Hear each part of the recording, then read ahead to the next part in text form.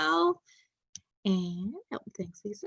So I'll go ahead and copy this into the chat box, and then I'm going to let each of you introduce yourselves for the sake of time.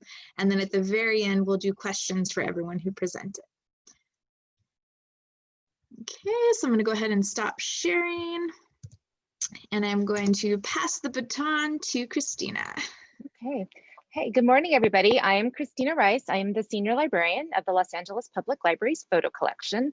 And this morning, I'm going to be speaking with you about our Life on a String, the Yale Puppeteers and Turnabout Theater collection. Let me go ahead and share that. And everybody can see that, I hope. Yes? Okay, great. So this was actually supposed to be, and one day will be, an in-person exhibition at Central Library in our Getty Gallery. It was something that I had been trying to get off the ground for a decade and had actually been working on for about 3.5 years, curating it. It was supposed to have opened on April 2nd. And so we were in the process of installing it when everything shut down. And so as it looked like things were going to be drawn out for quite some time, we decided we didn't want to just kind of completely bury the Life on a String exhibition. So we decided to turn it to virtual, not instead, but just as kind of a stopgap we had two major reasons for doing this. One, we wanted to, introduce people to it and get people excited and heighten awareness. And then also our poor library store at Central Library, which right now is only open for mail orders, got all of the merch for the exhibition in. And so we didn't want them to have to just sit on all of this merchandise for years. So we wanted to give some kind of outlet for them to be able to sell it and to tie it to something. And so you can get to the virtual exhibit. For those of you that are familiar with our digital collections, this is Tessa, which is our online portal. And so we have a graphic here and you can click on it. I did also just want to briefly, you can also get to it up here in the exhibits tab. And so as you can see, previously we had done like quote unquote online exhibits with our materials, but they were pretty simplistic. So, there might be some introductory text and then just have, a slideshow, which, it's nice that we're curating the material, but at the same time, it's not particularly dynamic. So for Life on a String, we wanted to do something a little bit flashier. So we actually hired an outside company to design it. And so here it is. And so one, we wanted to have something that was a little bit more dynamic than what we usually do. And since we were paying an outside graphics company to design the website, which was done in WordPress, we also wanted it to serve as a template for future virtual exhibitions, so that going forward, our exhibitions can be a little bit more interactive. And so for those of you that are not familiar, the Yale Puppeteers were three men, Harry Brunette, Roddy Brandon, and Foreman Brown, who were active largely from the 1920s through the 60s, primarily as puppeteers. And they did continue to perform out of their house and do workshops through the mid 90s. Their pinnacle of their career was when they operated the Turnabout Theater, which was a marionette / live review theater, which was on La Cienega and operated from 1941 to 56. And it was a pretty big deal at the time and attracted the Hollywood set and got international press. And when Foreman Brown was the last of the three gentlemen to pass away in the mid 90s, the Los Angeles Public Library got their collection. And so it is pretty extensive. It has all kinds of ephemera. It has, photographs and documents and puppets and props and costumes. So it's going to be just a fantastic exhibit once it actually opens. And so this online exhibit is really just serving as a sneak peek. So there's about, I think, around 250 actual objects in the physical exhibit. And I think here we've selected maybe around 40 or so. It really is designed using graphics that we had designed for the exhibition. So all of these graphics that you see, so this is our key graphic on the left-hand side. This was designed by the same company that did the website, did these graphics. So this is our key image. And then each of these puppets here are, whoops, I didn't mean to do that. They are either, let me go back. They're either actual puppets in the collection or they're people that performed. So down here is Elsa Lanchester and this is Odetta, and they both performed for the Turnabout Theater. And so the physical exhibit is broken up into multiple sections. And so this naturally became how we were going to present everything virtually. So these are all actual sections that will be in the physical exhibit once it opens. And so I'll go ahead and click on the introduction. And so again, it's really just a taste of the exhibition, and we have, some of the text. As part of the exhibit, we put together an audio tour. And so we didn't put the whole audio tour in here, just some of it, but you can click on and hear it. Turn about, turn about, turn about, turn your troubles inside out. Hello, and welcome to Life on a String, the Yale Puppeteers and the Turnabout Theater. I'm John Szabo, City Librarian of the Los Angeles Public Library. And we recorded that in our Octavia lab at Central Library, which had opened last year. So we're really proud of that and wanted to include a little bit of it. And so as you can go through, you can scroll and just see some of the objects. You can, go one by one. There's navigation at the bottom to go to each section, or you can navigate up here if there's, after you've gone through it and want to go back to a particular section. And so it's just, again, it's photographs. I think this section has, we have pictures of the puppets. We have some of the ephemera, and a lot of these you can click on just to get a better look at it. And so again, it's just, it's just giving people like a taste of it. And, for me, I really want to introduce people to this story. And then finally, we do have the fabulous merch. And there is a link to shop. So you can see some of the things that we have for sale. And we were able to stop production on the posters, but the postcards we couldn't. So I like to think that these postcards that have the phantom 2020 dates for when the exhibit was supposed to have been mounted will be a hot collector's item. And so that is just a very brief look at it. And again, I want to point out just how fabulous the merchandise is. We have our scarf and our pins and our catalog. I mean, the catalog is super fantastic. And our little library store could really use the help. So I highly encourage everyone to check out the virtual exhibit and to do some shopping as well. And that is what I have. Thank you. Thank you, Christina. Good ideas for holiday gifts. So next up, Carol, are you ready?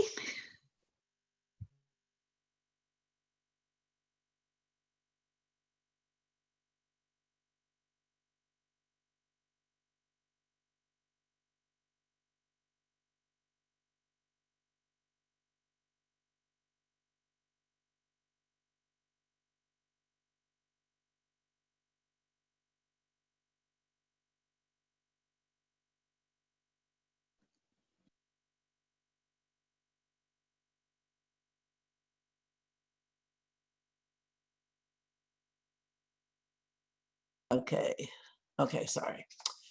Hello again.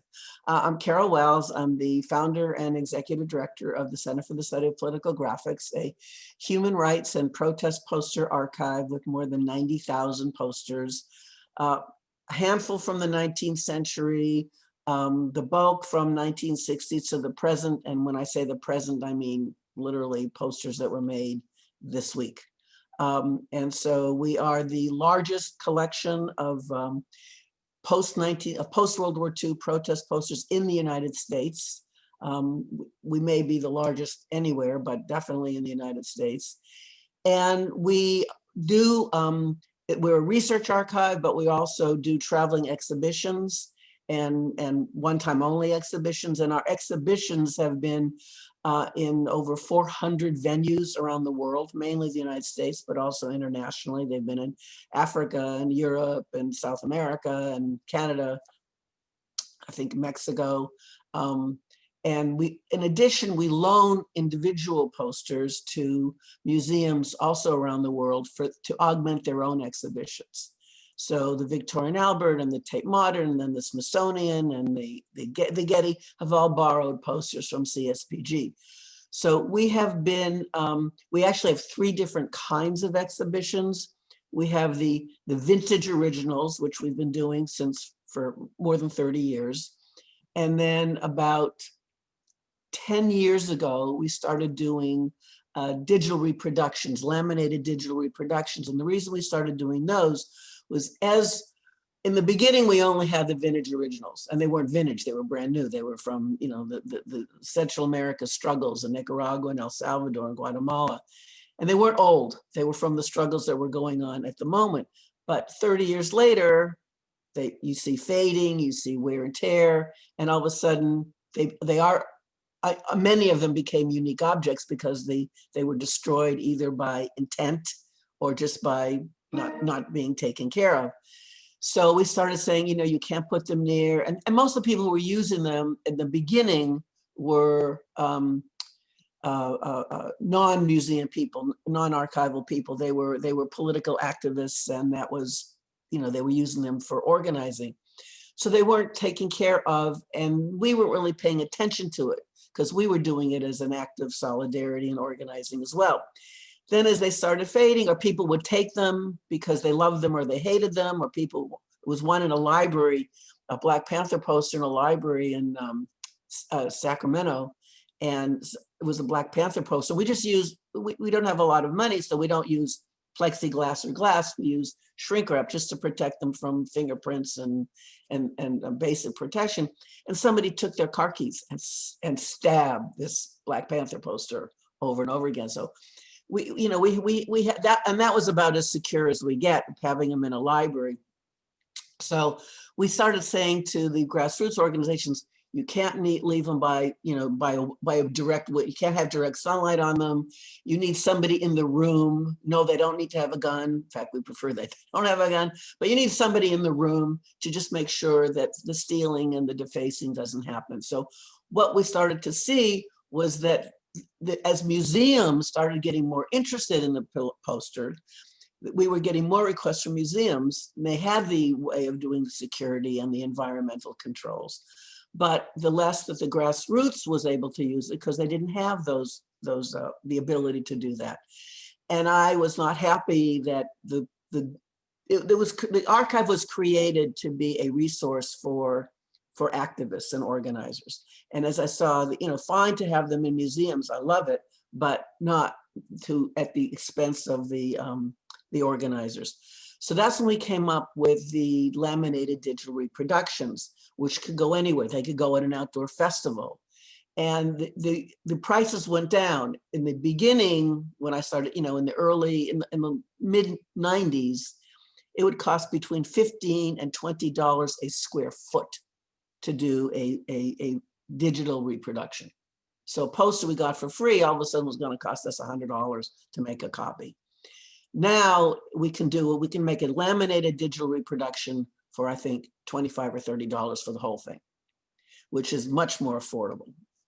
So we've been doing both the vintage poster exhibitions and the laminated digital reproduction exhibitions for a long time.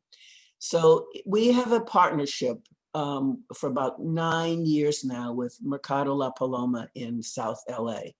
And it's a food court, but it's also a community center in an area that is considered a food desert. Even though it's just a couple blocks from USC, it is considered a food desert, and a cultural desert as well, because they don't have access to a lot of museums. And the community is primarily working class, over 50% Latinx community, a lot of immigrants, a lot of undocumented.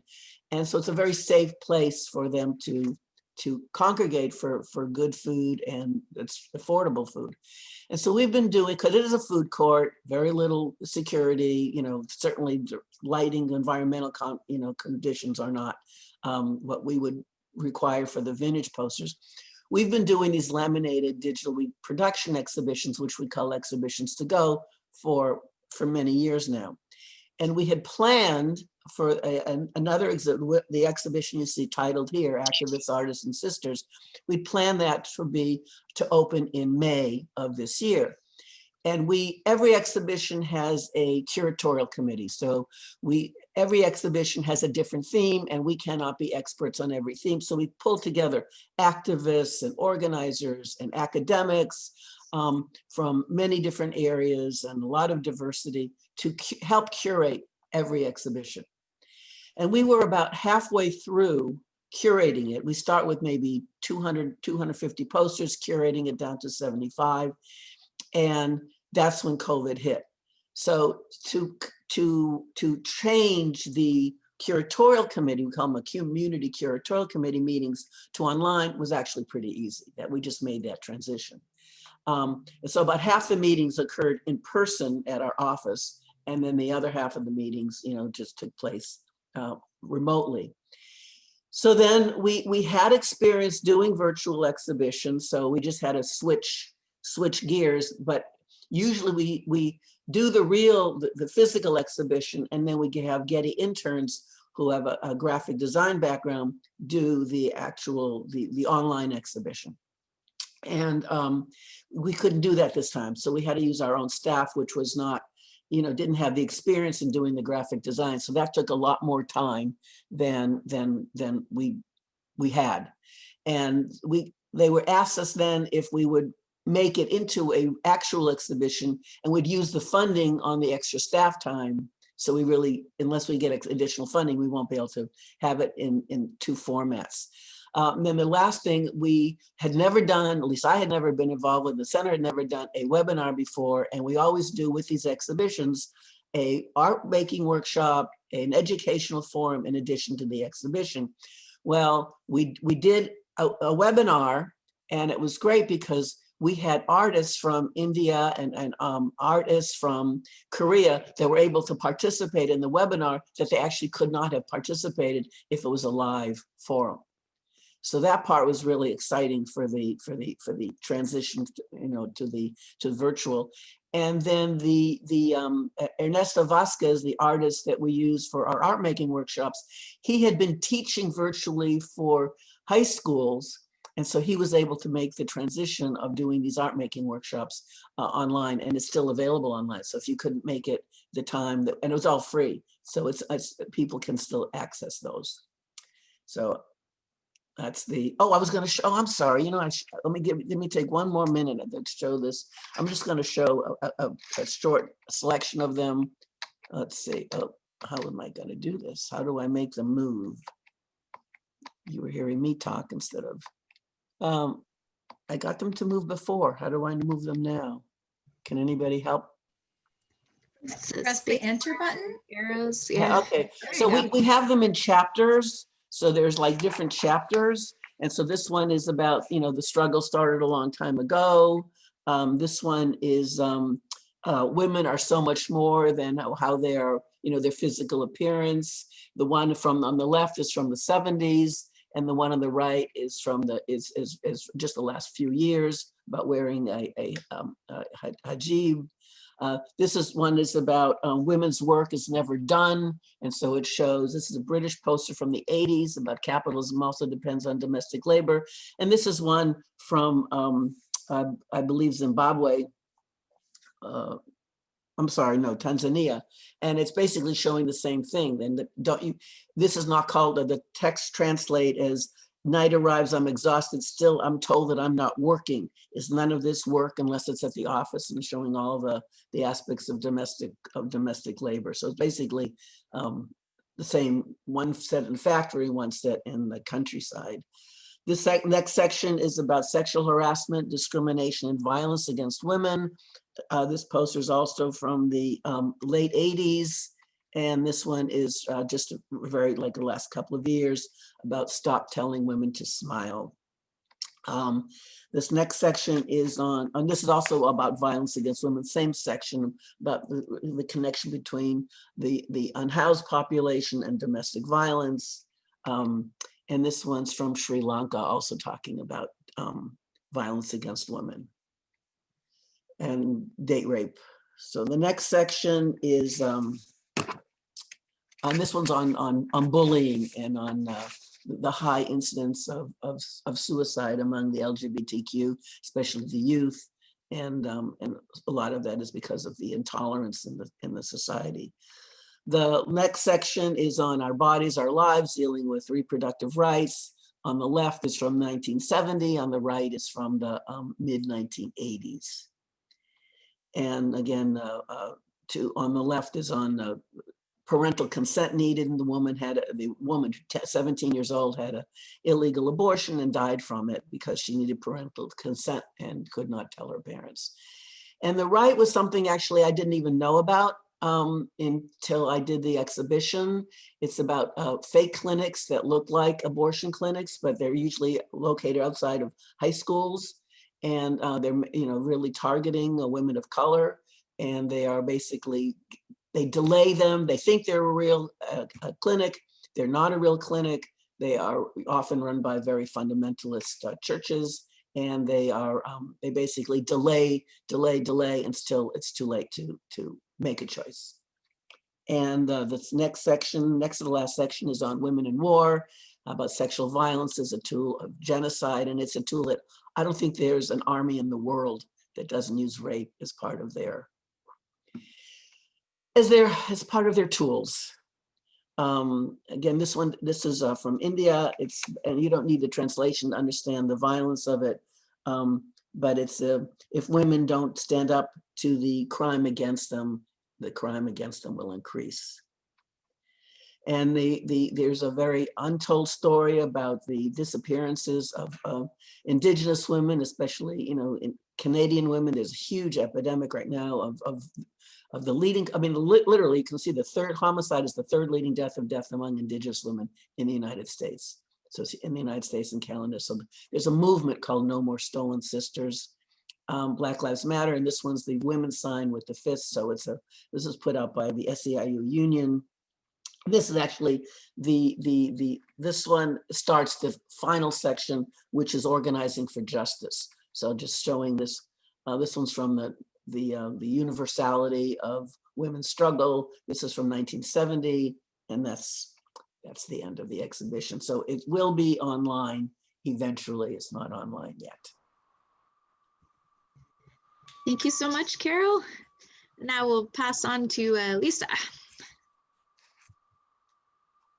Hi, thank you, Carol, for that. I actually did find a link to the exhibit. So newsflash, I don't know if there's something, sorry, I didn't mean to preempt you on that. No, my mistake, it is online. I was thinking of a different one. That one is online. Okay. That one is online, because That's we really had to do great. that. That's great. So I'm going to start sharing my screen, and I will say that, well, let me share my screen and then I can talk more. Share screen. Da, da, da. Oh. Oh my goodness. What am I sharing? What do you all see? See your PowerPoint page with the Perfect. sidebar. Yeah. Perfect. Okay.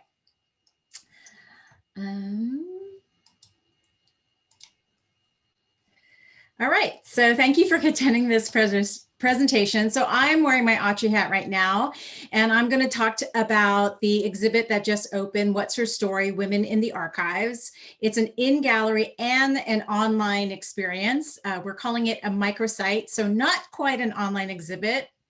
Other than revealing the compelling stories of women found in the Autry's collection, I also wanted this exhibit to, one, celebrate the spirit of the women's suffrage movement and the 100th centennial of women winning the right to vote, and two, how the process of archive creation and its long-range custodianship, which is where we usually come in, we being the LEA subject member archive members, how our custodianship can determine whether a story is amplified or silenced. Despite the lockdown, the Autry is anticipating to open swiftly once restrictions are lifted, whenever that day may be. So we are keeping to a physical exhibit install schedule, as well as providing an associated online experience. Here's a little behind the scenes look to the install. The in-gallery exhibit showcases the Assistance League of Los Angeles, Carolyn Boeing Poole, Gladys Knight Harris, members of the Native Voices Theater Ensemble, and LA Women's March participants, as 20th and 21st century women who documented their activities and created their archives as a way to preserve a legacy in their own voice. Also featured are stories of Bertha Parker Cody, Manuela Garcia, Clara Forslund, and an quote, unidentified woman, unquote, whose lives were documented in archives made by other creators, friends, colleagues, government agencies, and other institutions that produced written and visual records. The online component, or what we're calling the exhibit microsite, continues What's Her Story by looking at broader concepts such as female imagery and stereotyping, the dynamic history of a city, women serving as history keepers throughout time, and technical obsolescence in the archives, and next generation researchers. There we go. So I'm taking you to the microsite. I'm not going to go through the whole walkthrough of all the sections, but we'll choose just one to share. And since this is an LAist subject meeting, I'll share the LA story section of the microsite.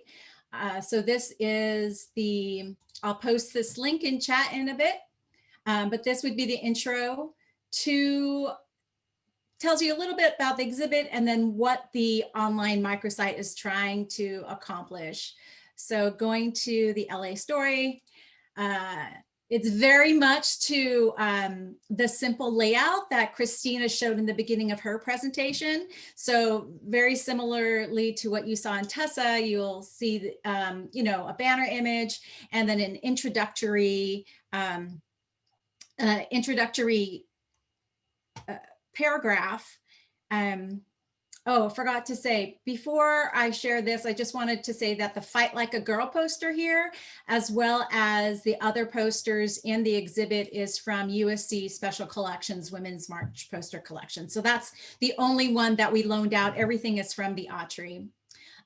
So for the LA story, this section looks at the institutional histories of the Southwest Museum of the American Indian, founded in 1907, now part of the Autry, and the Assistance League of Los Angeles, a women's social club and philanthropic group founded in 1919 in Los Angeles. And looking at these archives tells us more about the history of LA. The Southwest Museum archives also reveal stories of women philanthropists such as Elmira Hersey, former educator Bernice Johnston and her map, and how that connects to today's Indigenous educators, Cindy Elvitri and Desiree Martinez and their projects.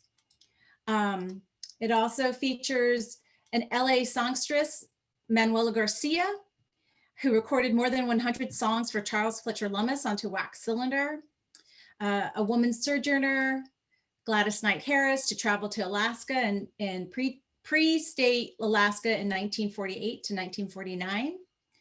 But she was an LA native, and another LA native, the first Native American female archaeologist, Bertha Parker Cody. The Assistance League history explores women's efforts in Southern California, especially as it relates to post-World War I. It also looks at mid-century California living, quote unquote, the beginning of the film industry, and the development of one of the city's first daycares established in 1924. I would also like to go back to Manuela Garcia.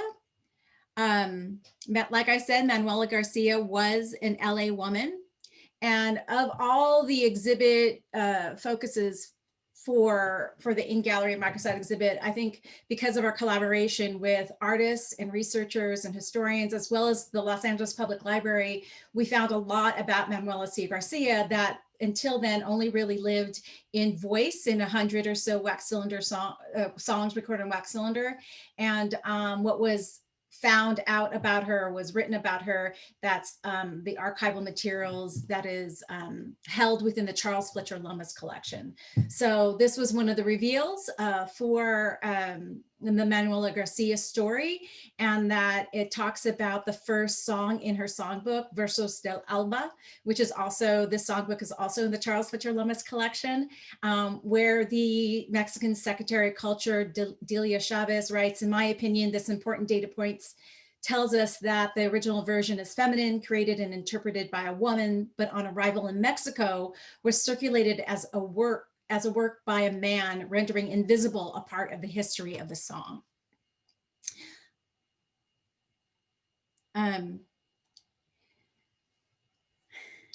So this work about Manuela Garcia goes back to another aim that I want to bring out in the exhibit, and that is to show that archives aren't dusty and static on the shelf, but as a conduit to engaging and inspired storytelling and critique that bolsters the idea that the heart of every story is an archive, and at the heart of every archive is a story. I will end this presentation with an LA story that moves through time from Manuela and her handwritten lyrics of the song Versos y Alba that inspired an arrangement by the all-female mariachi band Los Calibre that prompted a private performance at La Fonda. When working with the Versos y Alba lyrics, Los Calibre band leader Susie Garcia, no relation to Manuela, writes, who would ever think that the biggest gifts we can give the future are what we can preserve from the past. And here's their performance. And I hope you can hear it. Hold on.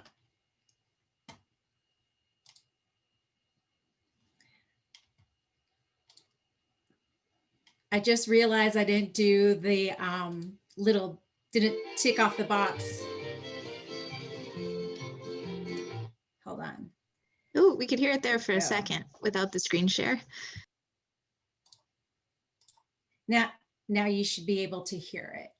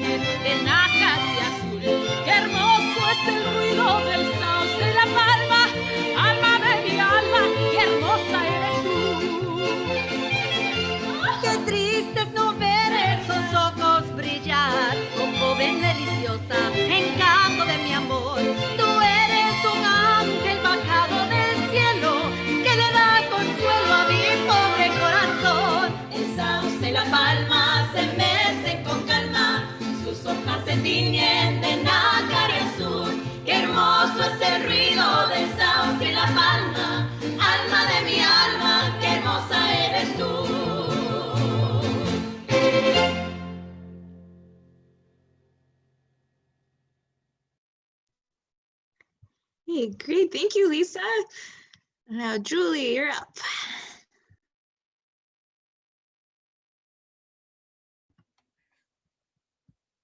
Okay. Oh my goodness.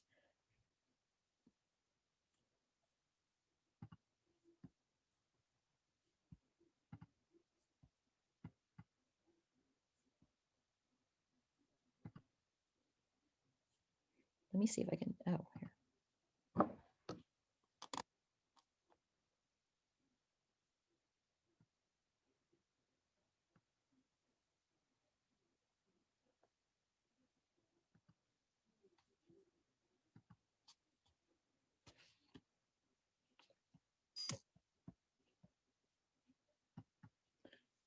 trying to share my screen. Okay, here we go. Okay. Are you seeing the full screen now? Or just the small? Oh, there Full you go. screen. Okay. All right. So this is a very long story of one show that has lived like many incarnations. And it's about Emily Lanterman, who was the matriarch of the Lanterman family in La Cañada. What happened was it has lived 3 times in several iterations. So the first version of this exhibition was a physical exhibition at the Lanterman House in 2019. And that was, about like 6 months or something. And it was set up inside the Lanterman House.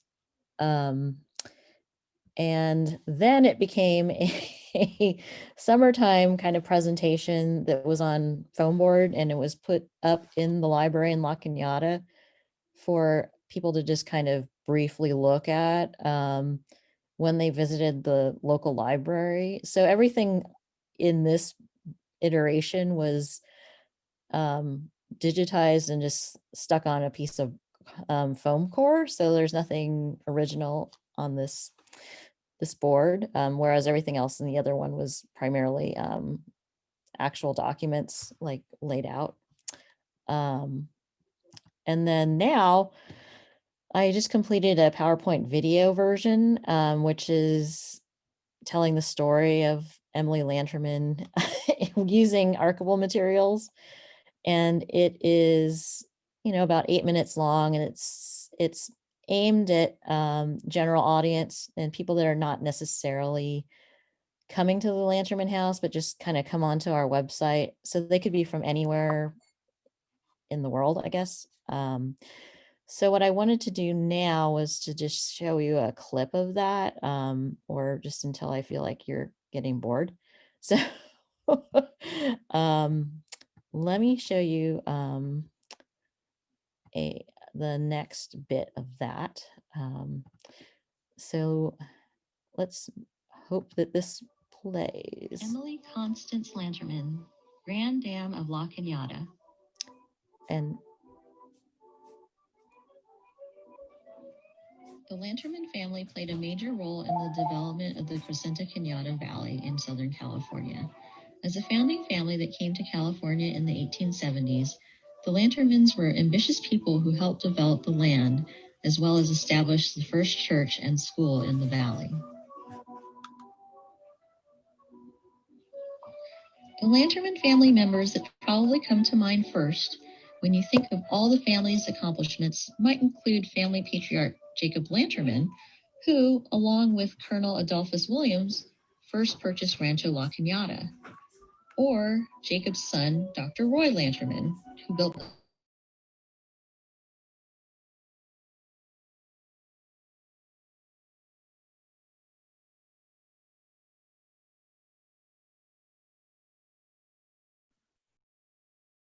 think we've lost your sound. Oh, sorry. Oh. But often overlooked is Emily Lanterman. In addition to being Roy Lanterman's wife and mother to sons Lloyd and Frank, she also played an important role in developing La Cañada's social infrastructure. Emily, generally thought of as just a housewife, mother, and family manager, was by nature always eager to learn and improve herself and the world around her. Emily Constance Folsom was born in Washington, D.C. to prominent physician Dr. Edward Folsom and his wife, Hattie, on December 10, 1873. Dr. Folsom, seeking to cure his chronic asthma with the fresh, clean air of California, moved his family west to Santa Monica. It was here that Emily grew up.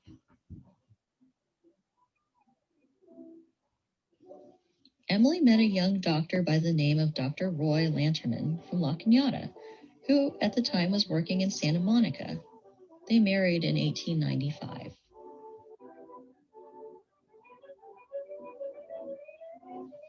Emily and Roy began wedded life living briefly in La Cañada. They then moved to Los Angeles, where Roy established a medical practice at 6th and Main Streets, pictured here in 1905.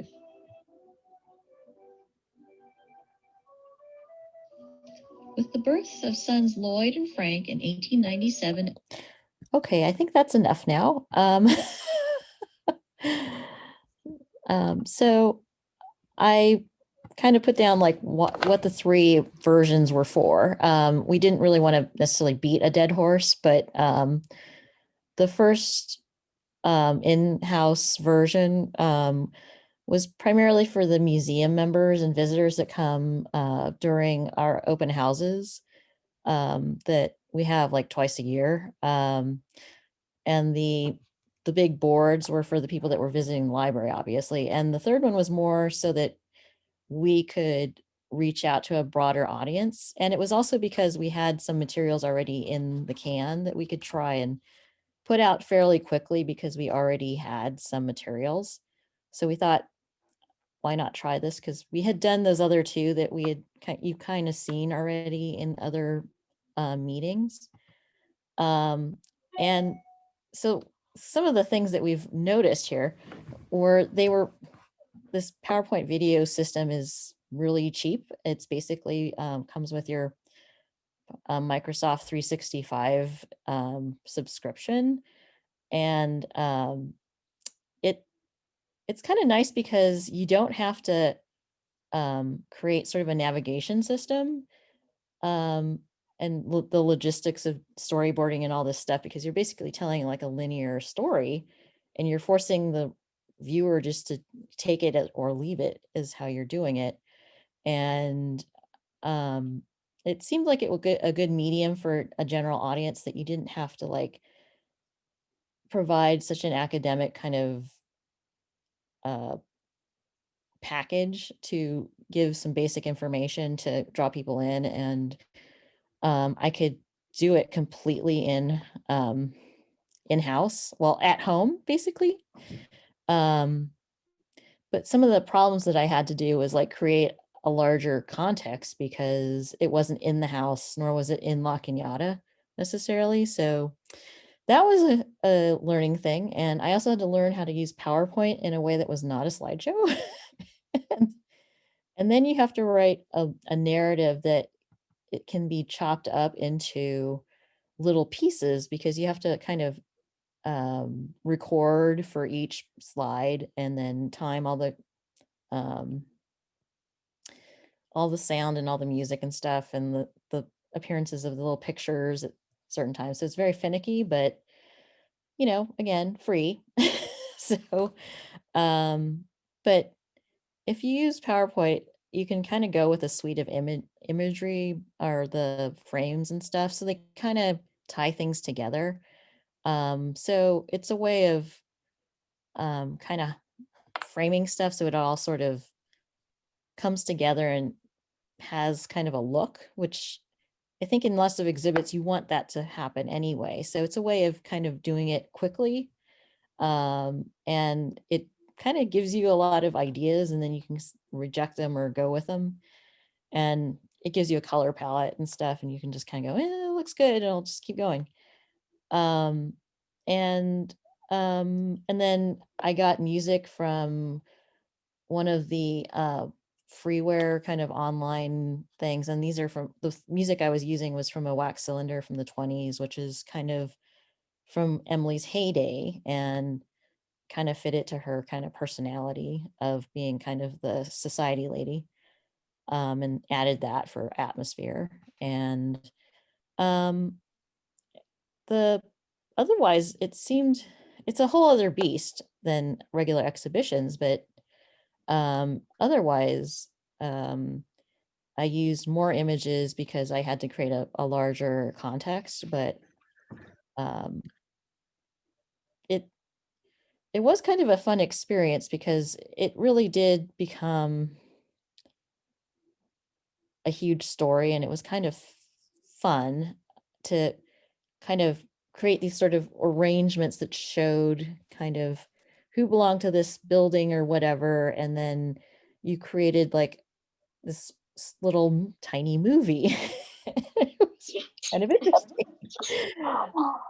And it also fulfilled my requirement to do an exhibition this year, despite having no on-site stuff. And so that was pretty cool. So anyway, I think one of the questions I would have for people, I think after this discussion, is how they have been promoting their online exhibitions right now because of the lack of outside or on-site presence. But I think otherwise that's all I have right now. Yeah, thank you, Julie. And remember that question to bring up at the end after the last two items. Okay. All right. Cool. Thanks. And so now I'm up wearing my hat as ooh, I'm echoey. So let's see. There we go. As a archivist for Urban Archives, Old China Hands. Uh-oh, Somebody is this me or does someone have unmute? Yeah, please check your sound settings to make sure you're muted. Let's see, is that, okay. I think that sounds good. All right, back at it. So I volunteer as the chair of the executive committee for LA as subject, but my job is working as the archivist and special collections and archives at California State University Northridge for the Urban Archives and the Old China Hands Archives. And so this is the landing page for our exhibit, Los Angeles on Film and on Record. But how did we land here on this landing page? So normally at Cal State Northridge, we have a physical exhibit gallery that Special Collections and Archives curates each school year. So we usually mount the exhibit in the summer to debut in the fall, and then it's up for the entire fall and spring semesters. We take it down in summer, we do it all over again. So you can see it's a fairly nice space, fairly large. We physically mount items, we wrap them in Mylar, we being the staff and our student assistant team. The curators pull the materials and write exhibit copy for each case, as well as credit lines for each item. And so it's a really physically and time-consuming task. We also do these blow-ups. We work with another department on campus to print these. Then we mount them on foam core, and then we install the exhibit before the new school year starts. And so around this time last year, we pulled together a team of co-curators, included myself and two fellow archivists, Julieta Garcia and April Feldman. We started thinking about let's do something fun, but we'll approach media from a critical perspective using archival materials in our collections to either challenge or affirm characteristics of LA presented on film, or maybe books, And we decided to settle on film. And as we did that, we decided to do films that had a wide release that people might be familiar with. So we realized some limitations. It's a very like a white heteronormative representation of Los Angeles on film. And so that was one of our early challenges. And then there were some films that we really wanted to include, but we just didn't have the archival materials in our collections to be in conversation with those films. And so we're jamming along on this, and then the pandemic happens. And at first we think, oh, it's going to be a couple weeks, we'll just have more time to do research, and then we'll still be able to physically install it. But it soon becomes really apparent that we're not going to have the lead time we need to be able to pull things and wrap things, and we're probably not even going to be able to get onto campus. So we settled with the fact that our physical exhibit is now going to transform into a virtual exhibit. We keep a lot of the core concept, but we also start asking ourselves some questions about COVID, like everyone's limited on how they can travel. So how do you actually visit a place? And a lot of people feel like they know LA because they've seen it on film, but which is imaginary and which is actually real. And as we started developing it as a virtual exhibit, we started running into some new COVID limitations. And so there are 3 of us that are curating, but each of us were only able to go on campus to pull and scan materials 1 to 3 times a piece. And in addition to that, a lot of our larger collections are stored in an automated storage and retrieval system where we have to work with the guest services unit in order to have these items pulled. And because we were having several days between when a staff member could touch something and when another staff member could touch something, we would have to create our pull lists and hope that there was something in that box that we were going to be able to use in the exhibit, you know, over a week ahead of time. And so it was a lot of finger crossing with things. And then we also switched all of our meetings to meeting in person with the co-curators. The design team, which was Ellen Jaros, did the mock-ups of the design, and then Guillermo Flores and Elizabeth Altman, two web services team members in the library, created the actual skeleton that the design and the text and the images hang on. We also had to consider, you know, we're not doing an in-person exhibit. There would usually be some kind of panels or programming. What are we going to do? And on top of all that, we had a lot of other non-exhibit related operational changes as we went from being an in-person special collections unit to switching everything we did to virtual. But somehow we managed to pull enough items. We selected 24 films total that we were able to organize into 4 sections listed here. And then for each film, we had around 3 items that we pulled from the archives that we then used to comment on some aspect of LA that the film tries to comment on. And so in the first section, we did LA as like dreamland. LA as a place of hope and opportunity, Hollywoodland. So these are the 6 films for this section. And then for the second section, we looked at LA as a place of critique, as a place criticizing, you know, the American dream, or this dream of LA as a place of hope and opportunity. And then our third section, we were attempting to pick films that are trying to be real, or to say that LA is not good, LA is not bad, LA is complicated. And this was a really difficult section to do because you realize that like the limitations of what a film can actually say about what it's like to be a real Angelino. And then finally, our last section is on the LA aesthetic, which is kind of like the vibes, both in terms of like culture, like surf vibes, and then vibes in terms of like earthquakes, like landscape vibes, and how these types of things shape how people interpret and experience Los Angeles. It's in Tangerine. And so then Lindsay Hansen, who is the librarian in the music and media department, this is kind of like one of our outreach component. She created a watch party guide. We had a competition for students to watch the film, comment on social media. And then the bottom half of this page directs students on how to watch it with their CSUN login, some discussion questions, and other resources that our library offers for our student population. And then finally, to kind of wrap up, the thing that was my big takeaway for working on this virtual exhibit is just how accessible things were. This is the University Library at CSUN, and normally to see an exhibit, you'd have to go in person, you'd have to pay for parking, you'd have to walk across campus and come when the library is open. And this gave us a chance to try some new things. Previously, we'd had an audio tour, which people could listen to in the exhibit on their cell phones, or they could listen to at home, but it didn't have any visuals. It just had the text that was contained in the exhibit. And so this gave us a chance to blow open like how people can interact with the items we'd chosen. And so this is one related to A Star Is Born. And this brochure, which had it been in a physical exhibit, would have just been wrapped in Mylar, and you would have seen the one page we chose for you to see. But this way you can view the full program and read it at your leisure. There's an accessible text transcript, and it also links out to the finding aid on the Online Archive of California. We also don't have any media capabilities in our physical gallery currently, though we dream of it one day. And so we were able to share short clips from the films, as well as clips from videos in our archival collections. And we did closed captioning, so the co-curators got a chance to try doing our very own captions to make things more accessible. And so those were some nice positives in creating this exhibit. I'll go ahead and drop the link to the exhibit in the chat box, and I hope you enjoy perusing it at your own leisure. All right, and so that's it for CSUN. And then our final item, we have LA as Subject has 2 exhibits, which hopefully many of you got a chance to see on our Archives Bazaar Day. I don't know if Alejandra, Susie, Lisa, if any of you want to are ready to speak on it. I think Alejandra had something prepared. Great, well, take it away.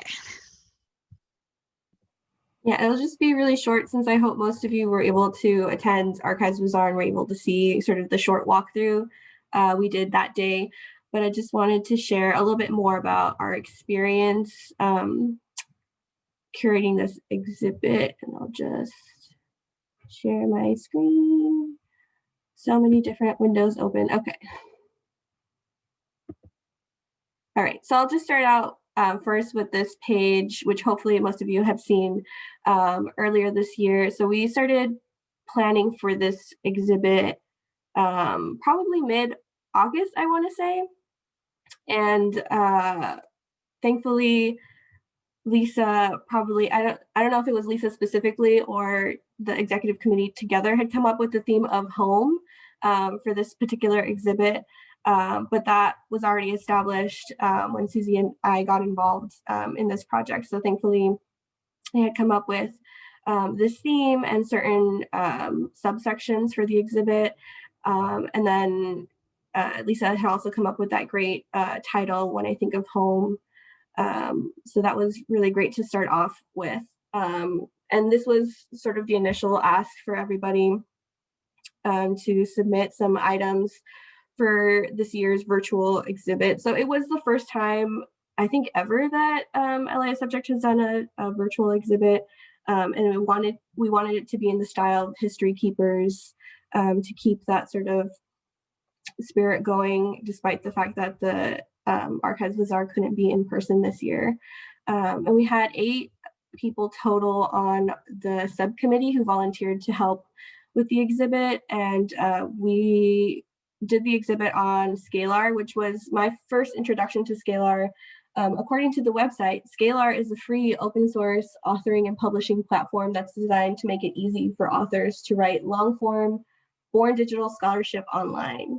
So thankfully USC worked on this program, so they were able to really provide a lot of support. I think only Susie and Stella had some experience with Scalar when we started this project, and I definitely leaned on them a lot. And then we ended up having Curtis and a few grad students help us with some of the really fun features of the exhibit. So as you can see on the homepage, there's this really great sort of animation of a postcard image that it's a house lighting up at night and then the lights turning off as it turns slowly into day. So I thought that was a great sort of image to, make it the first feeling of home be a homey, sort of like cozy feeling, since we're all mostly stuck at home the last couple of months or the largest portion of this year. And if you notice at the bottom, there are some buttons. So if you click, it leads you into the introduction. The style of this exhibit is fairly simple. A lot of it attributed to sort of time restraints. We did have probably like 3 weeks or so where we really were able to get enough submissions to actually start planning out the layout and everything. And again, since most of our committee wasn't super familiar with this program, it took some time just to get used to sort of the basics. But other than that, sort of like not necessarily a struggle, but maybe a little bit of an obstacle we had to overcome. It went by very smoothly, thanks to the support from Curtis and his team and Susie for her patience and understanding, but we were able to sort of just lay it out fairly simply. So we had an introduction. We started out with a land acknowledgement, since we are talking about home in Los Angeles in particular. And the introduction is very short. We tried to keep the text as short as possible, also with the understanding that we are spending a lot of time looking at our screens. So hopefully it's enough context for the exhibit without overwhelming folks with having to read too much from the screen. And the navigation is fairly simple. It takes you through the different subsections. And our team was able to divide up the work of creating sort of exhibition text by the different themes. And then we were able to go over it together. And then the actual items that were submitted for the exhibit are just included here. You can click on them to expand them, and it gives you all the information about them. And the important thing that we really wanted to make sure was that the LA subject member organization was linked to their items. So in case folks had questions, if the public or students had questions about particular items, they could find that information on this website. So anyone who comes up to this website can just scroll through, read the text, look through the different objects, and then be directed to the next section. Or they can also navigate it by clicking on this menu section on the top left-hand corner and jumping through the different sections. The other features that Curtis was able to help us with was coming up with an interactive timeline so that folks could see the different time periods and just experience the exhibition items in a different format. So we included a few instructions at the bottom as well, just to make navigation a little bit easier for everybody.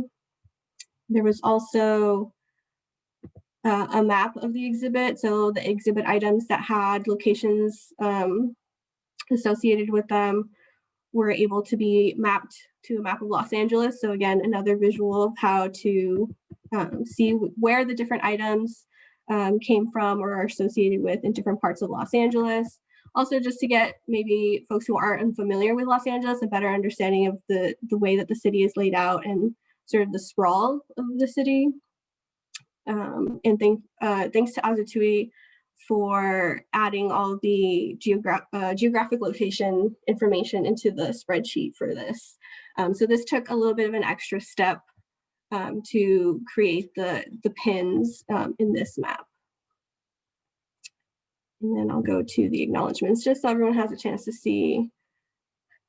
So this was the exhibit subcommittee members, all 8 of us, I believe. And Curtis, Lakita, and Nico are from USC, and they were really great about helping us with sort of the back end of this. So I think a lot of what we learned with this exhibit is that it is possible to do it sort of a short-term project, but it would have been a lot nicer to have more time, maybe to get some more features and more context. Part of the thing that made this process a little bit faster was that we had LA subject members who wanted to submit items. They were able to fill in most of the required information for us. So the dates, the creator names, and also a short description label, just to give some context to the individual items. I think that's probably what takes the most amount of time with an exhibit, besides deciding where things go, is also writing the text for it. So I think we were able to save a lot of time by having each submission include a short description, so that way we wouldn't have to label it ourselves. But I think that was one of the difficulties, was just time, and also the learning process in terms of like this system and how to maybe come up with creative ways to include some animations or interactive elements so that, you know, the exhibit isn't just looking at the image and the text, but also maybe a different way to visualize the information. And I think that's it, unless Susie, you want to add anything else. This was definitely a team effort. Thank you. Great, thank you all the lightning round presenters. And now we'll open for questions. I know Julie had one if you wanted to kick us off with your question. We're still recording. So maybe Mallory, if you could share the screen that shows all of us, and that puts a little bit of pressure when we record. For those that don't know, Sure. When recording, if you speak and there's no slide share, your face fills up. So probably my face is filling up the screen right now in the recording, so it helps to have the slideshow. Sorry, I should have asked you in a private chat to do that. No worries, we can share how we make the sausage. And how much Okay. time do we have for Q&A? I know I, for one, went over. Apologies, everyone. I think I too also went over a little bit. So let's see, so our other agenda items, I don't know how many people have brought sheet music, and then our standing items, maybe like 5 to 10 minutes for questions, no more than 10 minutes. Okay.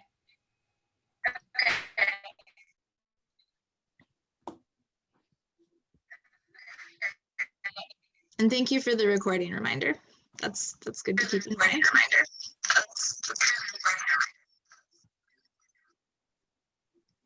So Julie, what was your question? Oh, I was just wondering how the other lightning round members were promoting their online exhibits. Given that we're, it's kind of hard because we're not doing like, on-site kind of promotion, and there aren't any captive audiences like on campus or things like that. I'll start. I mean, primarily it's social media. So our social media guy did, like, when the day it launched, he did like trivia. And if we could, somebody needs to mute because I'm hearing an echo. So yeah, Wally, if you can mute yourself, I think it's your computer, and I can't do it from my end for whatever reason. So anyway, so yeah, it's primarily social media. Unfortunately, Channel 35, which is the local city station, we have a good relationship on. So I actually went into the library a couple of weeks back, and they did a piece on it. And our PR department, I think, has actually been given a modest budget, and they're going to start promoting it more. So, fortunately with the library, we have that in our wheelhouse. But, and then my friends group, Photo Friends, sends out a monthly email blast. And so they have been highlighting that. But, overall, I think it's been just pretty modest and kind of relying on social media and word of mouth to get the word out. Cool. At the Autry, our exhibit is part of a bigger initiative that involves various components. So that Los Calibre video that you saw was associated to a programmatic event. So maybe, so we also do social media, but then, maybe if you hold programs, then you can also promote it that way. Great. Yeah, and we, this is part of outreach. The co-curators also went to a class that's doing some podcasts and a final project in response to the exhibit. And then there's been a lot on the library's social media and webpage, but otherwise we haven't done anything extravagant. Cool, thanks.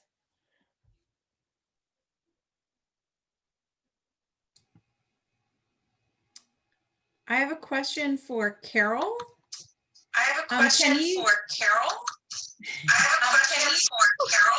Wow, I'm hearing echo, echo, echo. Again, everybody make sure that you're on mute. Is I it think me? Wally's unmuted again. Yeah. Okay. For now whatever reason, I can't control the mute unmute. I must have not put that in the in the specs when I made the meeting. My question for Carol, I noticed that Issue was the software that you use to display the exhibit. Can you tell me more about that? Is it a free, or did you have to pay? As far as I know, okay, what I showed you was just a PowerPoint. Yeah, Well, I went onto your website. Yeah, I'm pretty sure that's a free template. I will find out what that is and get back to you or send it. And maybe Alejandra, do you know what that is? Or Emily, do either one of you know? We've got. Yeah, I think it's included with, if I'm correct, it's included with Wix. So CSPG uses Wix for their website, and it includes a few features as part of that. And I think an Issue account is part of that. I think there is a free version of Issue, so I think most people can use it. It just limits like certain things that you can do or can't do with the publication. But that was my understanding of it, that CSPG didn't pay for that.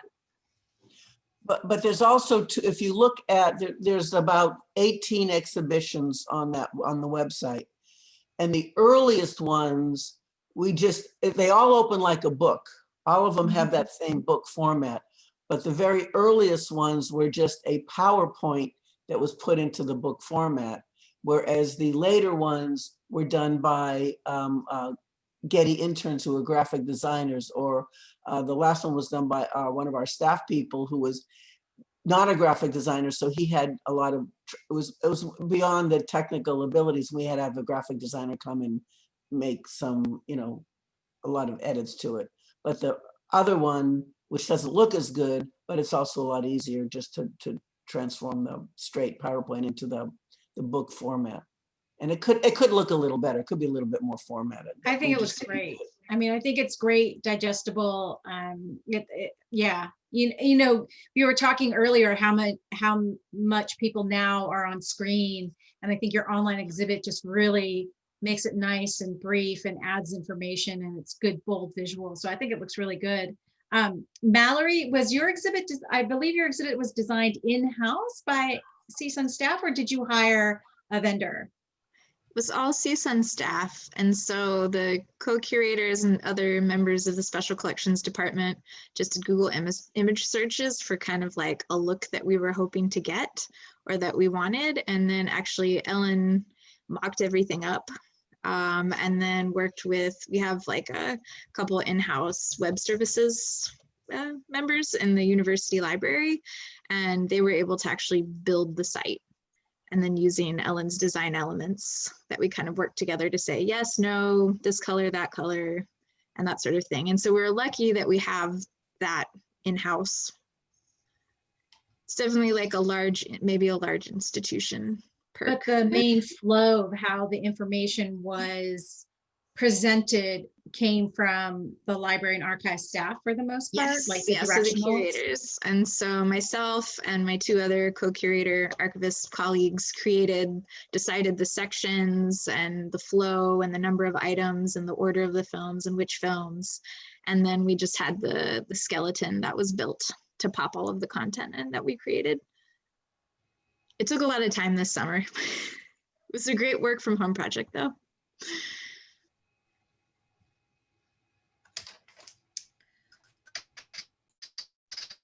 So we probably have time for one more other question before we need to move on to our next agenda item. Any final cues? Other question before we need to move on to our ghost echo is back.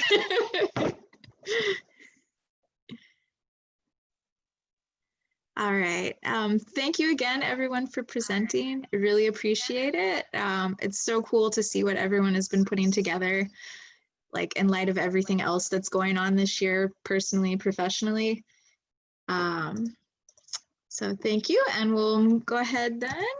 Oh, I got one more thing to add related to online exhibits. So remember that your directory profile also allows you to do a simple online exhibit through the photo galleries.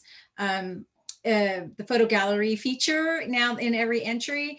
And thank you, Stella, for providing me a list of institutions that she knows off the top of her head that also did an online exhibit on their directory entry page in case you want to take a look. That's LA City Archives, CSUN, California Historical Society, One Archives, San Pedro Bay Historical Society, and Lanterman House. That's it.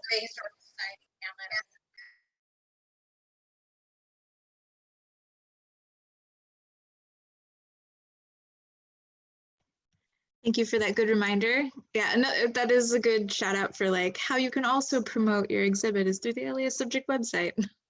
All right, so then we wanted to take some time on the next agenda item, and I'm not sure if we want to stop recording